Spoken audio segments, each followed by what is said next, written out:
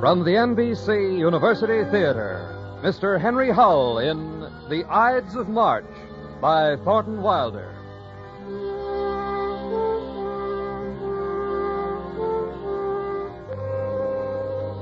We bring you a radio play by Brainerd Duffield and Emerson Crocker, adapted from one of last year's most provocative books, Thornton Wilder's The Ides of March. The Ides of March added new luster to the already glittering reputation of Mr. Wilder and proved a distinguished addition to a list that included such fine titles as The Bridge of San Luis Rey, The Woman of Andros, Our Town, and The Skin of Our Teeth. At the time of publication, it was the subject of much critical praise, and it was a selection of the Book of the Month Club. To star in today's radio version of The Ides of March, we are proud to have with us one of the most powerful actors of the American stage and screen, Mr. Henry Hull. And to comment on the book behind the radio play, Professor Beaumont Brewstall of the University of Tulsa. Dr. Brewstall's intermission commentary is recorded. Here, then, The Ides of March, starring Henry Hull.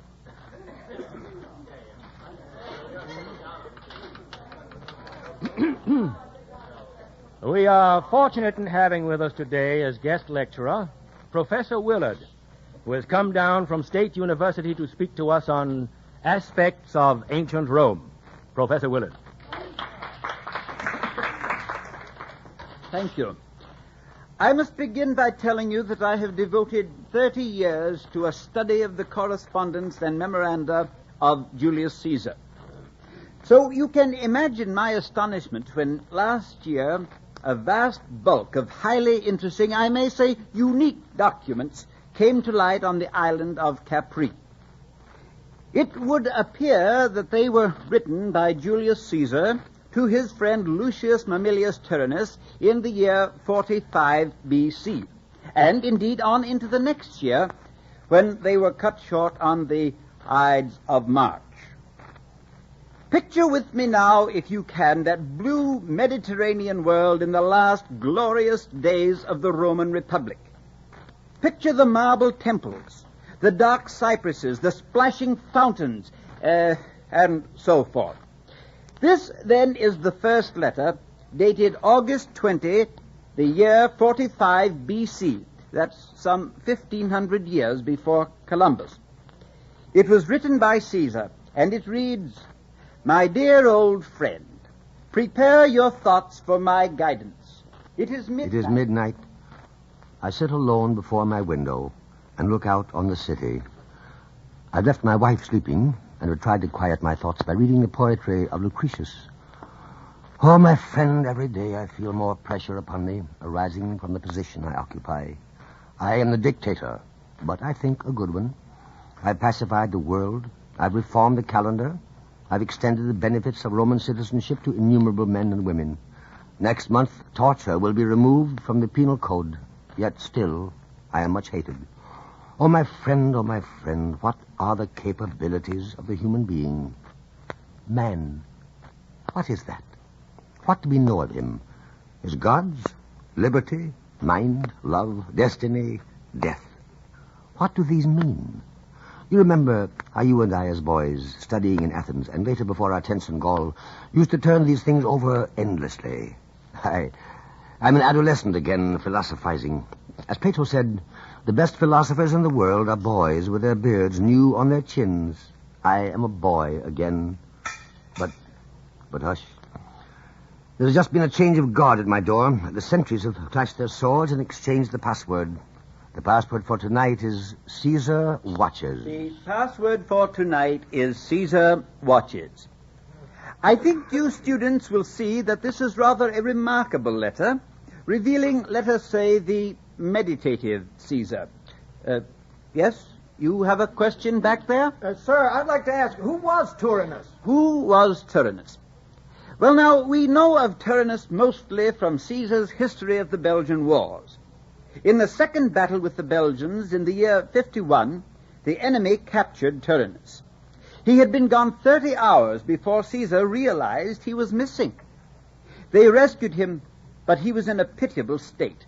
The enemy, in order to extract information from him, had been progressively cutting off his limbs and depriving him of his senses. They had cut off an arm and a leg, perhaps more, put out his eyes, cropped his ears, and were about to burst his eardrums when Caesar rescued him. After that time, by his own wish, he lived alone in a villa on Capri, absolutely walled off. Yes, well, now, I shall go on to the second letter, dated September 3rd. My dear friend Tyrannus, I am putting into this week's packet to you a sheaf of poems. I want you to tell me what you think of them. They are by a young man named Catullus, and I think the mastership of Rome more worth administering since I have seen these examples of what our Latin tongue can do. This Catullus is as eloquent in hatred as he is in love, and he seems to hate me bitterly. I don't know why. The verses I'm sending are written in praise of Claudia Pulcher, that reckless woman who continues to be a daily scandal. Claudia and that abominable brother of hers have invited us to dinner. Oh, by the way, I need hardly say we are not attending. Wait. Someone's coming. I must lay down my pen a while. Yes, who is knocking? It is I, nephew. My dear Aunt Julia. Oh, dear boy, forgive me for taking the time of the master of the world. But may I ask you one question? As many as you like. It's about this invitation. Claudia Pulcher and her brother have invited me to dinner on the last day of the month. And they tell me, dear boy, that you will be there, too. My dear Aunt, I have no intention of going to Claudia's dinner. Oh? But Pompeia says that you will go. My wife said that? Yes, Caius. Where is Pompeia? Well, she's out there in the hall. I thought as much. Pompeia, come in here, please. You called me, did you, darling? Did you, dear? Come here. To me. Yes, Caius. I thought we had decided, you and I, not to go to Claudia's reception. Had we, Caius? I must confess, nephew, it surprised me to hear that you were dining with that wicked woman. Why, while I was in the country, I had scandalized letters every day from Sempronia Metalla and Fulvia Manso and all the other ladies. I don't care. I want to go to Mousie's party. Well, really, Pompeia... I think, Aunt Julia, you'd better let me speak to my wife alone. I thought it had been decided we wouldn't go, but I see we must discuss it further. Just as you like, nephew. Forgive my presumption. Pompeia, I'm going to be stern with you. Oh, Caius. It makes me unhappy to refuse you anything. You know that. The 3 or 4 times you have listened and agreed and accepted my reasons for not going to Claudia's dinner, you really try my patience. You don't love me. Darling, don't I return to you daily from my work with the most affectionate expectation? Don't I pass all the time with you that isn't devoted to my official duties? You know I do. I don't care. I want to go to Mousie's party. I wish you wouldn't call her by that name. She's my Mousie. Call her your panther or your tigress if you like, but in Jove's name, not Mousie. Are we never to have any enjoyment in our life? Any pleasure at all? You knew very well when you married me that my position did not permit the leisure and freedom that most men enjoy. Many women envy you. Well, I don't care if they do. Every request I put to you, you refuse. I cannot go to the theater. I cannot go to the temple of Isis and Osiris. I cannot... It's not suitable for you to be seen in such places. Oh, every morning we quarrel, and every night you apologize. But I never make any progress. I never get what I want. My dear, why are you so set on going to this dreadful dinner? Well, Mousie... that is, Claudia had the loveliest dress sent me from Sorrento, and we're to dress as twins at the party, she and I. Oh, I've tried on the dress, and it's divine.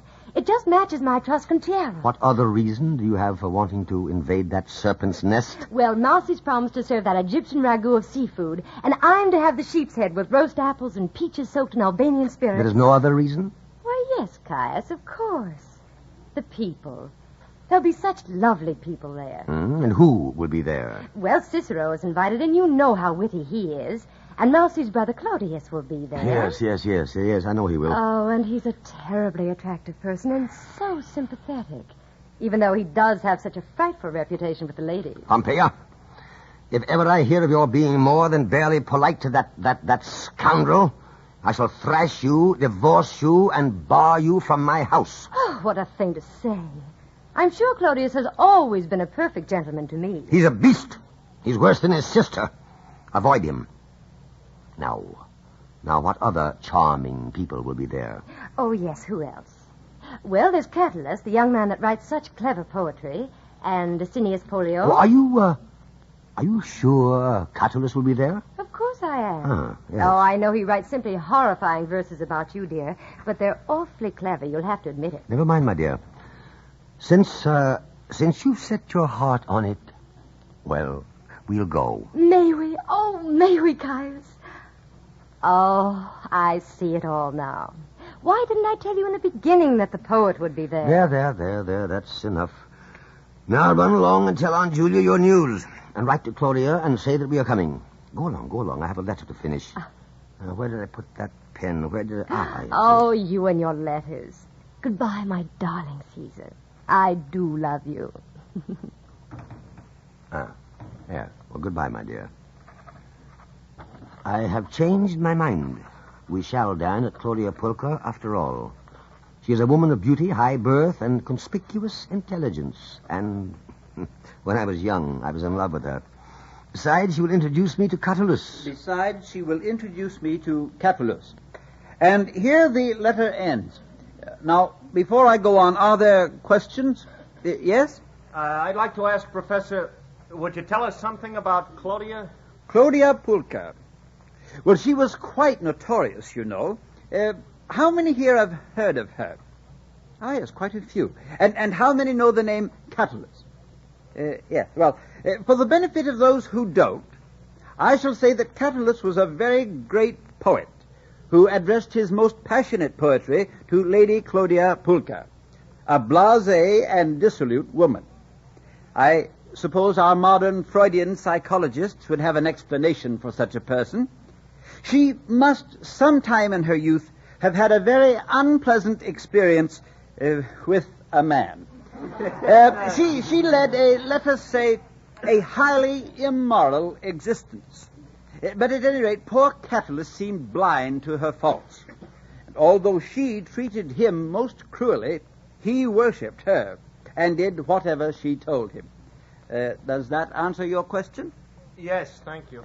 Unfortunately, we do not have Caesar's account of Claudia's dinner party on the 30th of September, but we do have the account set down some years later by Asinius Pollio, who was also a guest that evening. In the words of Asinius Pollio... We had been awaiting the arrival of the dictator and his party, and a large crowd had gathered outside Claudia's house to watch him pass. Then some terrified servants burst in to tell us the news. An attempt had been made on Divine Caesar's life. I must say that Claudia seemed deeply shocked, though from that day to this the people of Rome have believed that she and her brother had hired bullies to waylay and assassinate their guest. I left at once, and I found Caesar sitting in a courtyard being treated for his wounds. The physician was washing and binding these with sea moss, while Caesar sat there jesting. Good physician. Make haste. I shall be late to dinner. Hail, Caesar. I came as quickly as I could. Asinius, you are welcome. We shall not be long, I promise you. There, have you finished? Sire, I now ask of you absolute quiet and sleep. Will the dictator graciously drink this opiate? Good physician, I shall obey you in 2 hours. But first, Asinius and I have an errand to perform nearby. Sire, you must not. I tell you that I must. Asinius, my wife and aunt dare not venture forth again, but you and I must keep our dinner engagement with Lady Claudia Pulcher and her guests. As you wish, sire. Here, my friend. Have you seen this leaflet? Let me look at it. To every Roman worthy of his ancestors, prepare to shake off tyranny. Death to Caesar. Yes, master, I have seen these. They are scattered all about the city. The men who attacked me have been captured, and with them a dozen of these pamphlets. Signed, the Committee of 20. Yes. My secret police, for all their interesting methods, have not been able to arrest this committee, but at least we know the author of the pamphlet. His rooms were searched and the original copies found there. Who is this man? The young poet we are going to meet this evening. Not Catullus. That is his name. You understand now why I am so eager to make his acquaintance? Sire, let me imprison him. Put him to the torture. No, I have reasons for wanting him alive. Give me your arm, Asinius. Centurion, have your soldiers go before and clear the Palatine way.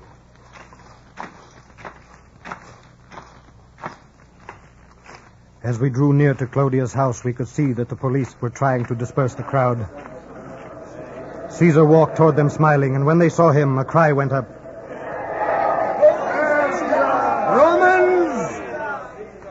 gods preserve Rome and all who love her. Your enemies have attempted to take my life. But I am still among you, capable and earnest to serve your welfare. Return to your homes, draw your wives and your children about you, and give thanks to the gods. Then, sleep well. A measure of wheat shall be given to every father, that he and his may rejoice with me. Go quietly to your homes, my friends. We went into the house where Claudia and Catullus stood waiting. The other guests, and with them her brother, had fled by the back door for fear of the mob. Welcome, great Caesar. My dear Claudia Pulcher, forgive me for being so very late. And I must apologize for the absence of my wife and aunt. They have been unavoidably detained. I, too, must apologize for the absence of Clodius, my brother. He was unexpectedly called away. Yes. And this is Catullus, eh? Yes, this is the poet. He is still here. He is always with me. Good evening, Dictator. Good evening, poet. Claudia, surely the dinner is not all spoiled. You can order us one dish, and while it is prepared, we can begin with our drinking. It shall be done. Asinius, fill our cups. Yes, sire. I see, Claudia, that you prepared for dinner in the Greek manner. That is well. After we dine, we shall have a feast of talk. Also in the manner of the Greeks, for the company is well chosen, and there is no lack of subjects for discussion. You are the master, Caesar. Let the music begin.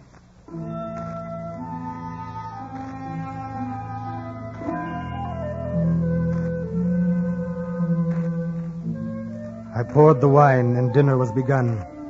My opinion of Claudia Pulcher had never been as harsh as that held by the majority of our community, and never did I have occasion to admire her more than on that evening. Her house was in disorder. Her brother had fled, and she herself lay under suspicion of having planned the attempt on the dictator's life. Yet she remained serene. Her famous beauty seemed enhanced by the danger she was in. Finally, the tables were withdrawn, and Caesar arose and placed a garland on his head. The subject of our symposium shall be whether great poetry is the work of men's minds only, or, as some have claimed, it is the prompting of the gods. And before we begin, let us hear some verses that we may be reminded of the matter before us. Catullus, you are a poet. You will read. You know my verses, Caesar? I know them all by heart. They are not always kind to Caesar. No. You are not angry? I am not angry. Come, boy, recite to us. What shall it be, then? Well, speak for me the verses that begin, O immortal gods, if pity be... O immortal gods, if pity be among your attributes, or if ever you have brought supreme aid to one already at the point of death, turn your eyes upon me, the most wretched man. And if I have lived a pure life, tear out from my heart this plague, this pestilence which, stealing like a lethargy throughout my deepest fibers, has driven all joy from my breast. I no longer ask that this woman return my love, nor, for that is impossible, that she be chaste.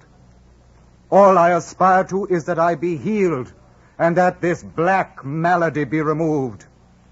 O immortal gods, grant this in return for my devotion. Well done, my boy, well done. You speak most movingly. And now, dear Claudia, the first speech of the evening falls to you. So be it.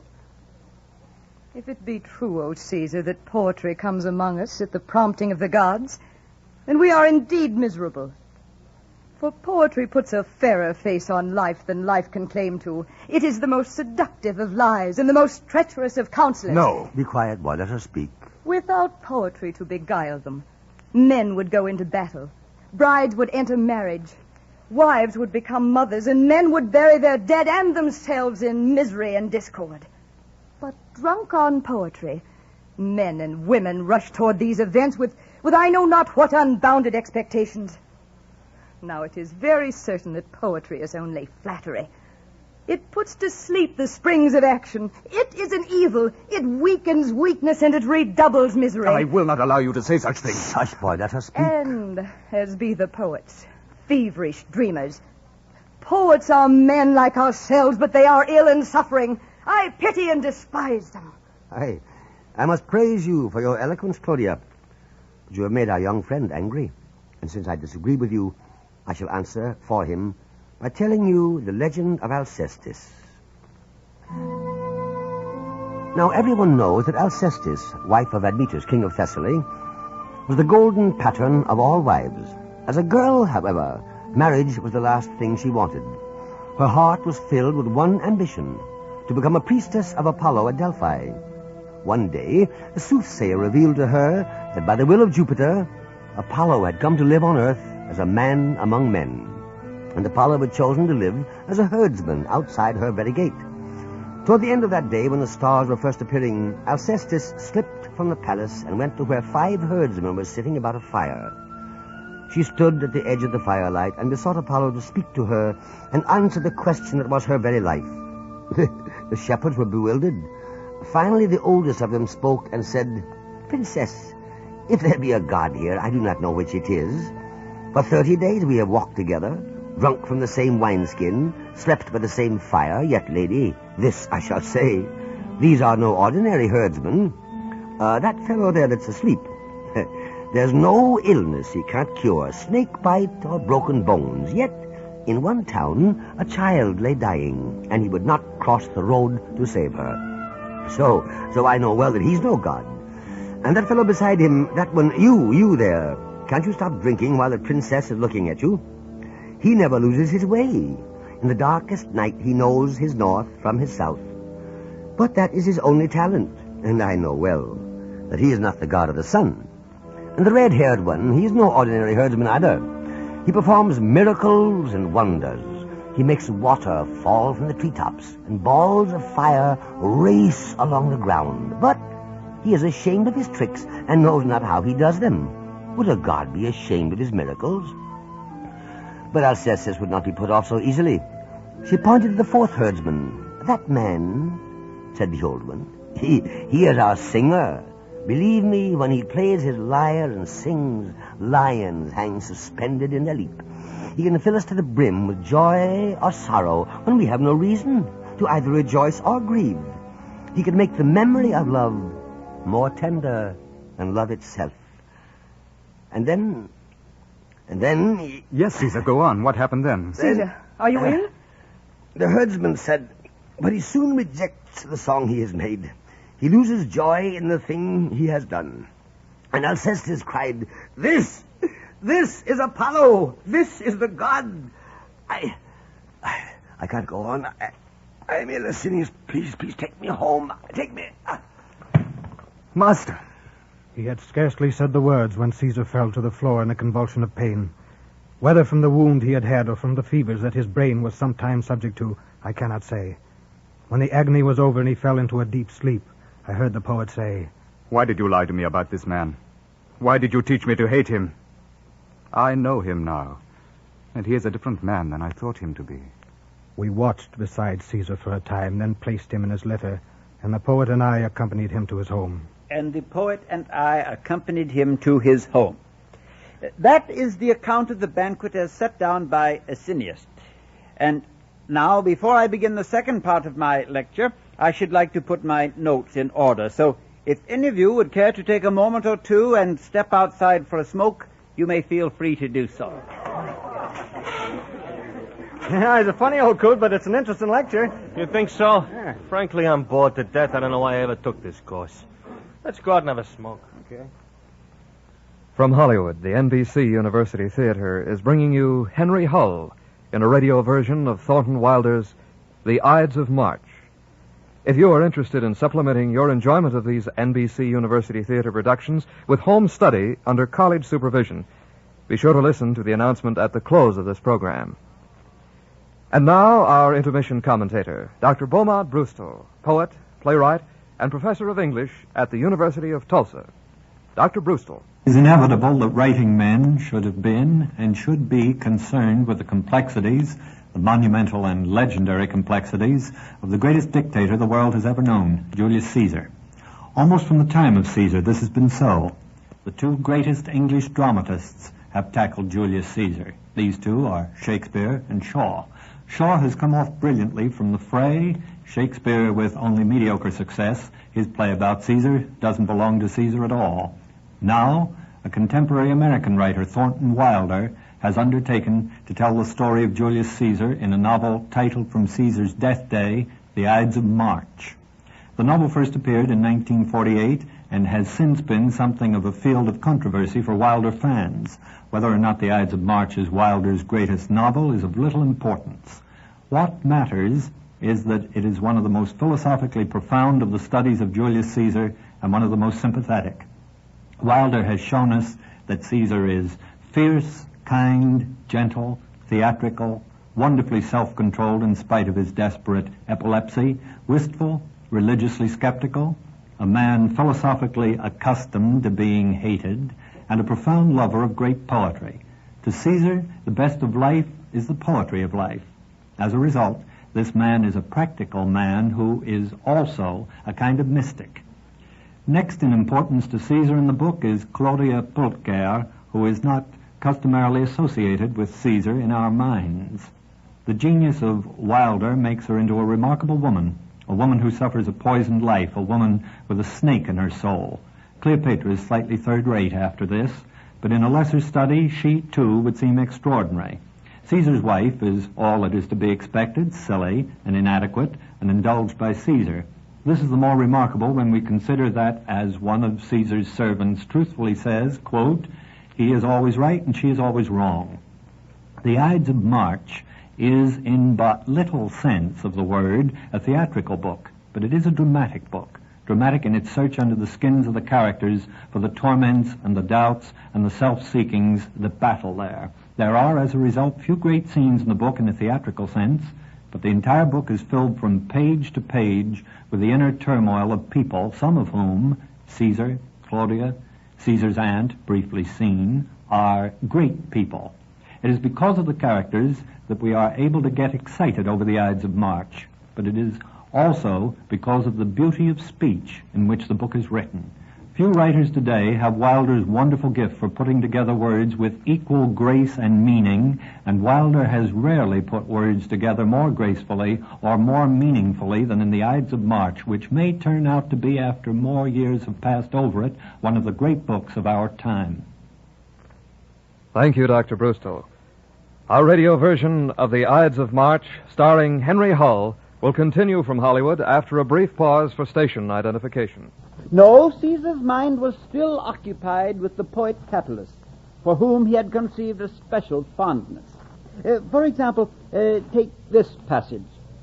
Tyrannus, word has reached me in a very indirect way that the poet has been ill, or at least in extreme distress of mind.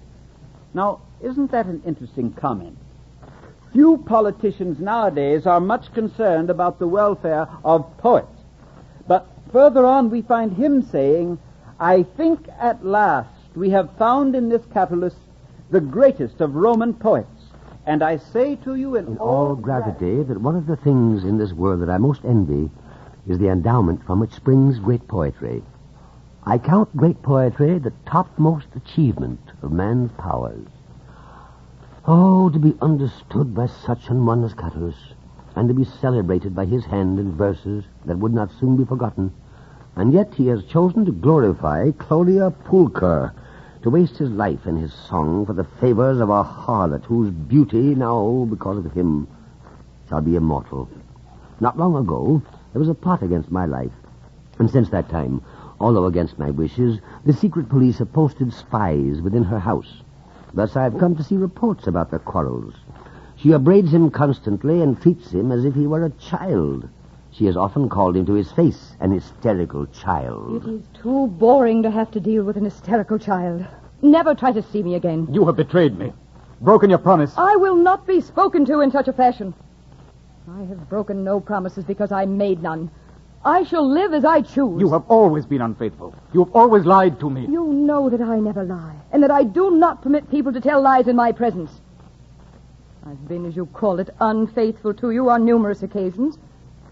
I do not sleep well at night, and so I arrange for companionship. Oh, Claudia, forgive me.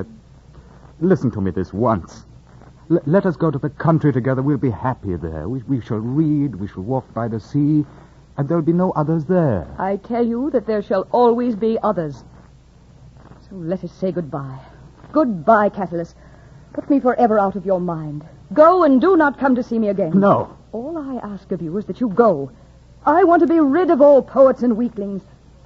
Love is a sickness with you, and I have no patience with the sick. Yes, I am sick with love. A love like mine must speak. It must cry out. Claudia, I have worshipped you, made a goddess of you. Are you insane? From now on, I forbid you my house. You are not to come here again. Oh, please. Please, we'll speak no more. I did not mean to make you so angry. Forget the cutting things that we have said to one another. You call me sick. I am. I have been ill. Despised lovers pretend that they are ill, but this is no pretense. Claudia, do you wish to kill me? If you no longer give me your love, then I shall surely die. Die, then, die. I shall be glad. I shall be glad to see you die. Then there is one thing I have left to do. I will insult the universe. I will insult it by making a beautiful thing. That I shall do. And then I'll put an end to this crucifixion that has been my life. When you have done this, I shall think that you were a man. I have seen reports of what has been said there in that house. Poets before have told us of their sufferings and have been cured. But I have reason to believe that Catullus cannot be cured. He has resigned all hope of health and is letting himself drift into death. He is letting himself drift into death.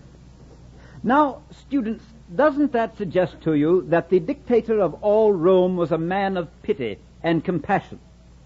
But now, a word about Cleopatra, the witch of the Nile. As I have said, she and Caesar were something more than friends. Cleopatra, although a deceitful, intriguing person and a light-hearted murderess, was nevertheless a remarkable girl with an active mind, a nimble wit, and a genius for administration. It was therefore altogether proper that her arrival in Rome should be celebrated with a magnificent reception. But there was, so to speak, one fly in the ointment. Julius Caesar did not arrive at his appointed hour. We have the word of Asinius Pollio, who says, "The dictator was late to the reception for the Queen of Egypt, and I observed this made her angry."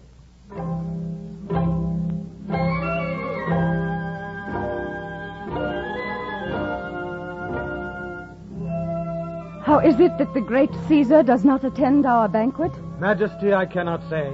I have no doubt that affairs of state have kept him at the capital. If Her Majesty wishes. Yes. Who is this? Allow me to present your Majesty, the Lady Claudia Pulcher. Yes, your ladyship. If Her Majesty pleases, I can tell her where Caesar may be found. And can you indeed? Yes, Majesty. A servant of mine has brought word that the dictator was seen an hour ago, sitting beside the sickbed of Catullus. And who is Catullus? He is a poet, your Majesty. A revolutionist who has sometimes written verses against our Caesar. I find it hard to credit this report, my lady.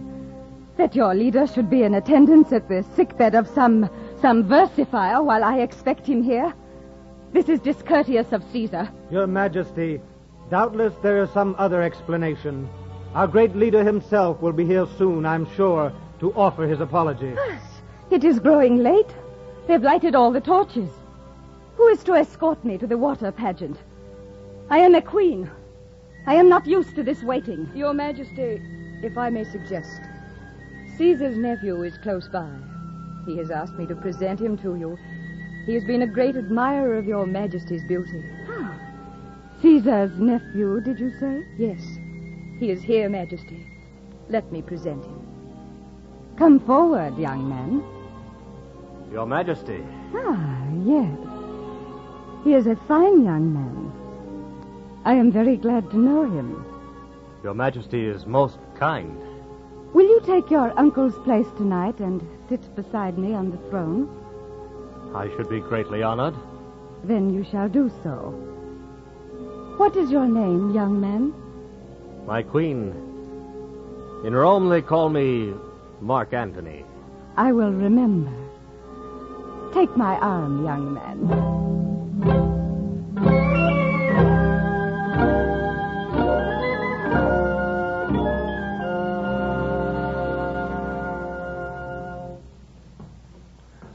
I am watching beside the bed of a dying friend, the poet Catullus. From time to time, he falls asleep. I then take up my pen and write, not as much to record my thoughts as to avoid reflection. Death is inevitable, and I can now tell at a glance those men who have not yet foreseen their death, and I know them for the children that they are. They think by evading the contemplation of death that they are enhancing the savor of life, but the reverse is true. Only those who are constantly aware of death and darkness are capable of praising the sunlight. Each year I say farewell to the spring with a more intense passion because I know my death is certain, nay, momently possible. Wait, Catullus is stirring. He's opened his eyes again. Now he will speak. Caesar. Yes, my friend? Will you read to me my mother's letter? It is by my bedside. I should be glad. She is a very simple woman, my mother. A good woman. I understand, my boy. I'll read it to you. It says, your father has taken on many new duties in the town. He is busy from morning to night. The crops have not been what was expected. Your sister Ipsithia had a very bad cold, but is better. Your dogs are well. All Verona knows your poems by heart. Why do you never send them to us? Cecilius' wife brought over 20 of them to us. It is strange that we must receive from a neighbor's hand the one you wrote about your dear brother's death. Your father carries it with him wherever he goes. I pray daily that the immortal gods may protect you. Thank you. Thank you. Another hour has gone by.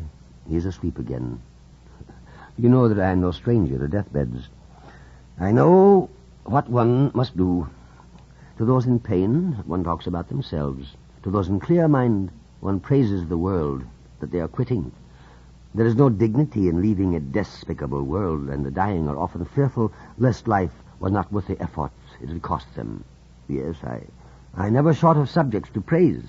He is awake again. Caesar? I am here. Caesar, have I lived in vain? Have I wasted my life? No.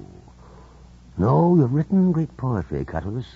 And the true poet is a country's highest ornament. You have not lived in vain. Caesar, that night, do you remember? When she wounded me, when she made mock of my verses in front of you. In front of you, Caesar. Yes. Do you remember? Yes, Catullus. I know she is no ordinary woman. There is a greatness about her, and she will be remembered because of you. I have done well to praise her. Yes, you have done well. She has been badly hurt. When one has been hurt very badly, one can do cruel things. Who has hurt her? You, Caesar. Yes. I? Yes. I've always known it. It's you she loves. She has not forgotten that you loved her once. And so she sought revenge through me. Can this be true? That is why I've hated you. That is why I wrote the things I did denouncing you. I have been jealous of you, Caesar. Oh, no. I, jealous of you. Oh, it was foolish. Tell me, Catullus, who are these friends of yours? Who is this committee of 20? All those letters were written by me alone. There is no committee of 20. I have failed in all things. No, my boy, I assure you. There, you did not fail. Those bulletins of yours have done their damage. Hundreds of thousands have been aroused to patriotic hatred of me, the oppressor. My secret police arrest them every day. Oh, forgive me. I am sorry for this, for I respect you, Caesar. You must rest now, my poor friend. You will not go away? No, I shall be here. He is sleeping. And during this last hour, I have paid my debt. He has been comforted at least. I've emptied my heart of thanks and praise to him. But if only I could communicate all that I owe to men like this, all my life long, boy and man, soldier and administrator, lover, father, son, sufferer and rejoicer. All the happiness I owe to the genius of poetry, all the wisdom and courage such men have given me, sustained me in despair, kept me alive to beauty and the joy of life. These are our poets. Many things remain unspoken. And now, Catullus too is dead. And now Catullus too is dead. Historians have demonstrated that Caesar arrived quite late to Cleopatra's reception. So late, in fact, that he surprised the Queen of Egypt in the arms of Mark Antony. The Ides of March are drawing on apace. On December 12 of the same year, Julius Caesar divorced his wife Pompeia, and the circumstance came about in this fashion. Note the following letter sent to Tyrannus on the 10th day of the month. I emerged from my bedchamber this morning to the music of women's voices. Last night, as you know, had occurred the ceremonies of the sacred mysteries of the good goddess, from time immemorial, the exclusive annual religious function conducted and attended by our Roman matrons of high birth. No man, not even I, has ever been allowed to see these secret rites or to penetrate the sanctum of this holy ceremonial. Of course, the ritual goes on most of the night, so I wasn't in the least surprised that my wife and aunt had visitors this early in the morning. This is the end. Really, our most beautiful and sacred ceremony dragged into the mud. I know, my dear Elina. If I hadn't seen him there with my own eyes, I'd never have believed it. Well, personally, I think it's rather funny. Pompeia, dear, you mustn't say such things. Julia, if your nephew Caesar had any proper respect for religion or the old Roman way of life, instead of wasting his time on these newfangled irrigation projects and flood control... Now, Elina, we all know your views on those subjects. The question now is, what shall be done with Clodia Pulcher and her brother? Good morning, ladies. What of Clodia Pulcher? Oh, Kai. Good morning, nephew. Good morning, great Caesar. What is all this excitement? Don't tell me. Don't tell me that someone has abducted the Vestal Virgins. Oh, a most terrible thing has happened, nephew. Last night, Clodia Pulcher introduced her brother, dressed as a votary, into the ceremonies of the good goddess. What? Do you mean in woman's costume? Oh, you should have seen him, dear. Really, he made quite an attractive woman. It has set religion back 1,000 years. It's an outrage to Roman motherhood. Now, tell me quite calmly, Aunt Julia, exactly how it happened.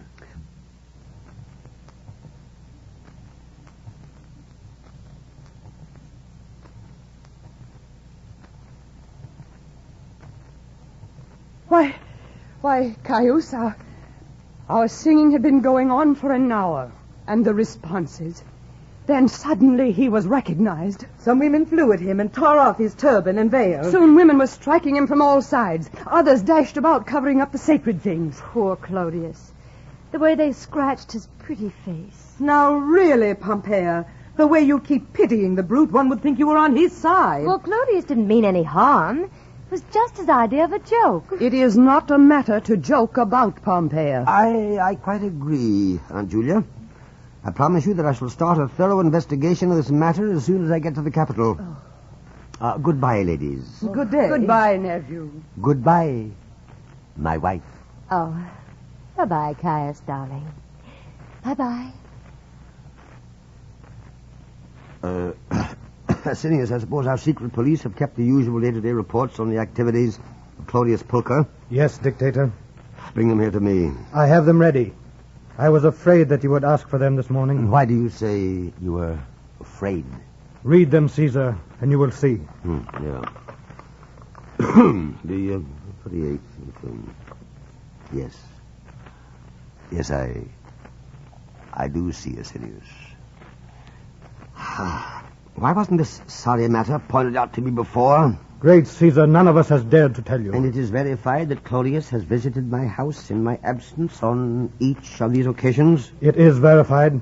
And he wore the disguises provided for by his sister, as it is reported. Well, Asinius. I have survived the Gallic Wars and the campaigns in Africa. I dare say I can survive the faithlessness of woman. I've known a great many women in my life, Asinius. Yes, Dictator. One marriage in 100 is happy, my friend. This is one of those things which everyone knows and which no one says. Yes, Dictator.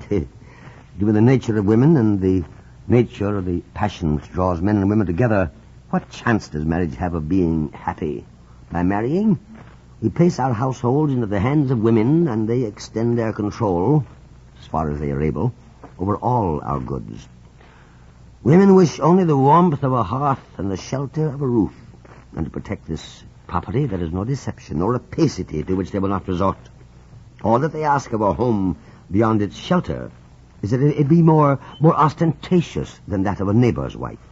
All that they ask for their children's happiness is that they be wealthily married. There is much truth in what you say. Phineas, I believe wives consciously dread and despise their husbands, and bring up their daughters to live in such fear and contempt of men that most girls remain ignorant, joyless, and brutified all their days. Look at me. I've constantly been victimized by women who have been made stupid by the greed and prejudice of their mothers. A man may have saved the state, directed the affairs of a world, and acquired an undying fame for wisdom, but to his wife, he is still a witless fool. Oh, Pompeo, why did you do it? I am full of sadness, Caesar, that I should have been the bearer of these tidings. Yes, well, I am rid of her. You may issue an edict in my name saying that I shall divorce my wife tomorrow afternoon. It shall be done. My friend, let us console ourselves with philosophy. That is a realm which women have never entered, indeed, in which they have never taken the faintest interest. And let us welcome that old age which frees us from the desire for their embraces which must be paid for at the cost of all order in our lives and any tranquility in our minds. Fortunately, I have reached that age. Well, alas, I have not. Now, what further business do we have before us? The woman, Claudia Pulcher, has been brought as you directed. Let her come in. Yes, Dictator. Please step inside. You sent for me, mighty Caesar? Yes. It is with regret that I must tell you, Claudia, that appeals have been lodged with me which urge that you and your brother be excluded from the city of Rome. Where is my brother? What have you done with him? Well, he's under the care of my physician and unable to be moved at the present time. As you know, he happened to get into the path of some angry women. And you know what cruelty women are capable of. The cruelty of women? That is a slur at me, isn't it? Because of Catullus, You're touchy on that subject. The only reason for which you punish me is that I refuse my love to the poet. No blame attaches to a woman who, being loved, is unable to love in return. But a woman knows well the ways in which she may intensify or mitigate the sufferings of her lover. And neither the persuasion of reason nor the appeal to mercy altered your conduct toward him. His gifts to Rome were of no less consequence than mine. Punish me, then. You and your brother hereby are banished from Rome. You are not to return under penalty of death. I loved you once. And I was once in love with you. Your real punishment, Claudia, is yet to come, and exile is the least of it. In a year or two, your beauty will be gone, and that, for a woman of your kind, is the hardest punishment of all. You may go now. This is goodbye, then. You despise me. I understand that. But you have a responsibility toward me. You made me what I am. You, a monster, have made me a monster. I can endure my life in exile because I know that I shall be revenged. I have planted the seeds of rebellion. I've sharpened their knives, and I shall be revenged. And it will not be long. Hail and farewell, great Caesar. Health and long life to the dictator. And so I say, goodbye.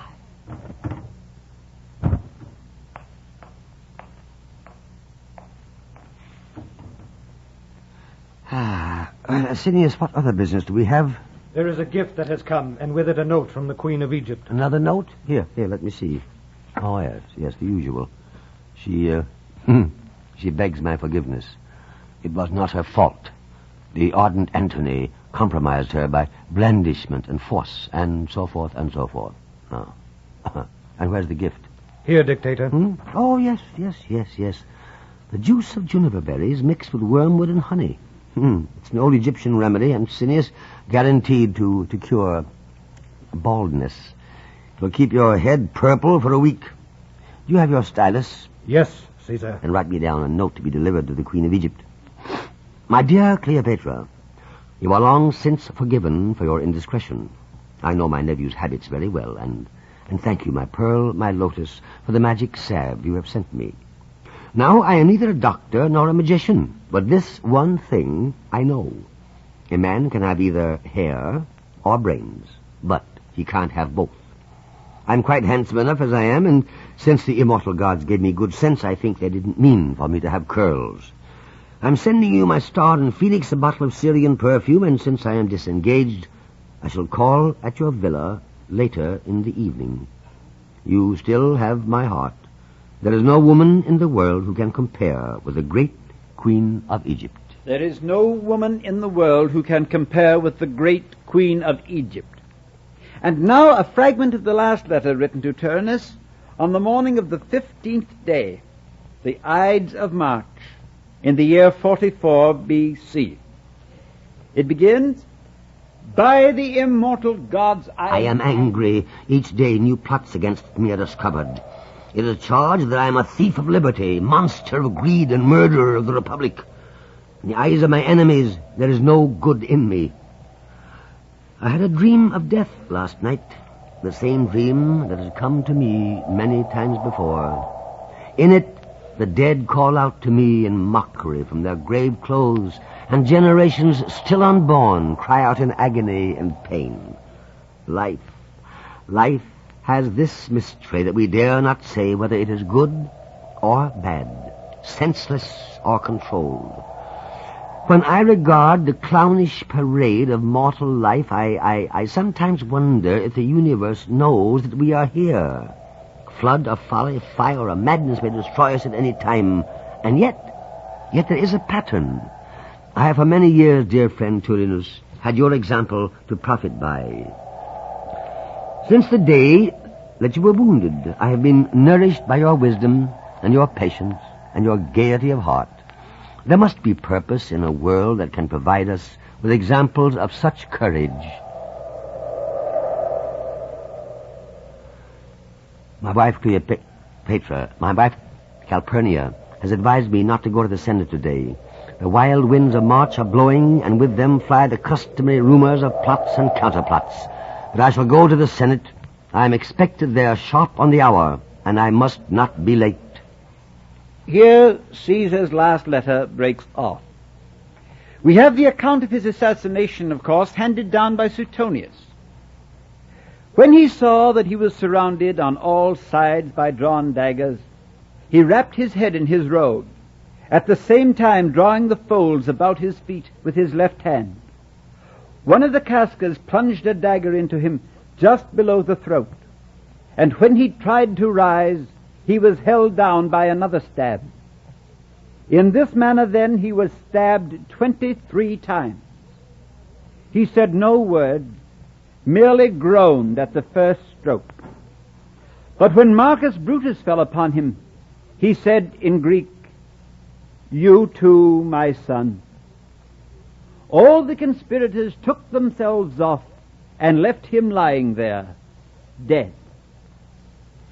Well, as I said to begin with, it is by no means certain that these letters are genuine. But they are interesting, and I offer them for what they are worth. Thank you for your attention.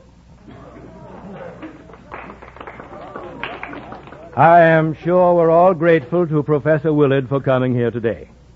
May I remind you to pass out to the rear of the hall. Oh, yes, the administration wishes me to announce that there will be a football rally tonight in the gymnasium.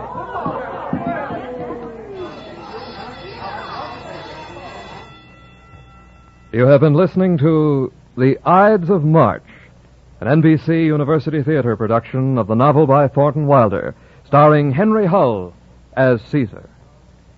If you wish to expand your knowledge, you might enjoy the college-supervised courses now being offered in connection with the NBC University Theater. These courses are offered by the University of Tulsa in Oklahoma, Kansas State Teachers College, and the University of Louisville. For full information as to how you may enhance your knowledge through these home study courses, write to NBC University Theater, in care of the University of Louisville, Louisville, Kentucky, the University of Tulsa, Tulsa, Oklahoma, or Kansas State Teachers College, Pittsburgh, Kansas. Let me repeat that. For full information, write to NBC University Theater, in care of the University of Louisville, Louisville, Kentucky, the University of Tulsa, Tulsa, Oklahoma, or Kansas State Teachers College, Pittsburgh, Kansas. Next week, be with us again at the NBC University Theater. At that time, we will bring you a dramatization of one of the best-loved books of our time, James Hilton's gently beautiful novel, Goodbye, Mr. Chips, starring as Mr. Chips, Herbert Marshall. And the following week, a radio version of J.P. Marquand's current bestseller, Point of No Return.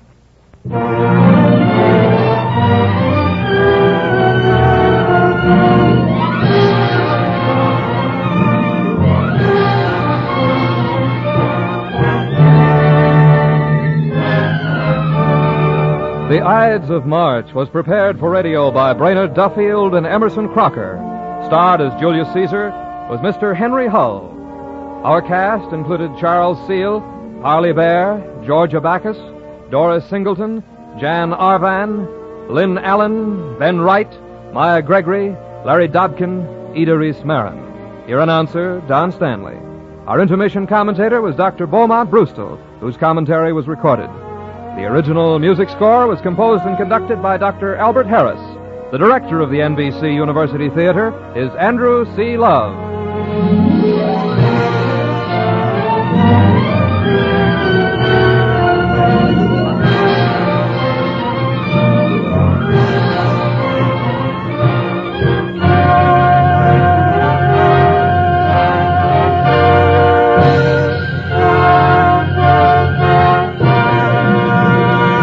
This program came to you from Hollywood. This is NBC, the national broadcasting company.